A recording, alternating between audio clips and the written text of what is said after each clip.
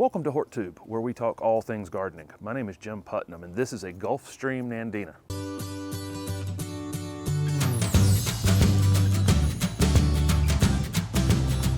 This is Gulf Stream Nandina, a beautiful evergreen shrub that gets this beautiful red foliage in the wintertime. Gulf Stream Nandina can eventually reach 3 to 4 feet in height and 3 to 4 feet in width, but it's actually quite easy to keep this plant 2 to 3 feet high and 2 to 3 feet wide. Like most Nandinas, Gulfstream is going to work best in zones 6 to 10. Probably in 6A, I wouldn't have this plant in open space. I'd just use it as a foundation plant. I would put Gulfstream Nandina in the slow growing category. We may only get 3 or 4 inches of growth out of these in a season, which makes it an absolutely perfect foundation plant because it's going to be extremely low maintenance. Nandinas will actually grow in the sun or the shade, a little thin in the shade. You need at least a half a day sun and then all the way to full sun to get this really bright, vibrant red color in the winter. Gulfstream Nandinas are one of my favorite plants, and when I was a landscaper, I would use this plant frequently on the west side of houses where the sun just absolutely bakes that side of the house in the afternoon in the south. And you know, most plants just cannot tolerate that kind of heat, that kind of intense heat reflecting off of the building onto the plants. And this is a perfect solution for that, and you can keep them 3 feet tall almost forever in that type of condition. It works great as a container plant.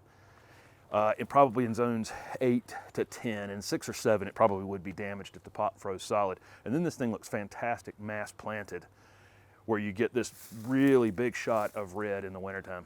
The main features of Gulfstream Nandina, of course, number one, it's evergreen. It keeps its leaves in the wintertime, and then of course it turns this bright red color. But it doesn't stop there. It'll green up in the late winter, early spring, but the new growth that comes on it is also a reddish color, and it's quite nice through the spring and summer.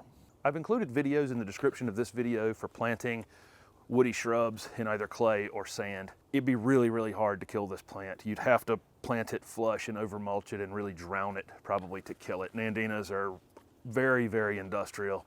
As long as you mound this plant up and are kind of easy with the water, you shouldn't have any problems at all with these. I would put Nandinas in the very drought tolerant category. Once these are established, they'll need very little ongoing watering. If you're in an area that gets average rainfall, the first year you will want to keep a close eye on them. They can be a little root bound when you take them out of the container, so if you do any root damage to them, that's certainly something you want to keep an eye on, maybe watering them a little more frequently after you put them in. But like I say, once they're established, just really nothing. The new growth on it is also a reddish color, and you'll get quite a bit more of that if you'll fertilize these in the spring. Any kind of slow release fertilizer, maybe something for acid loving plants, something that says Azalea, Camellia, Rhododendron fertilizer would be great, just one time in the spring. Nandinas are one of the easiest plants you'll ever prune. They only have 2 or 3 pieces coming up that need to be cut to trim this plant down. 3 minutes a plant and you can be done with this one. That's how low maintenance they are. Nandinas really get very few pests, almost nothing chews on them. We'll get a little bit of spotting on the leaves occasionally if they stay wet for a prolonged period of time. It's really not anything to worry about. If you put them in a lot of shade, that probably would get worse. And deer stay a mile away from these. They rarely ever get damaged by them. So what are you waiting for? Even you can grow the low maintenance, red foliage, low growing, evergreen Gulfstream Nandina.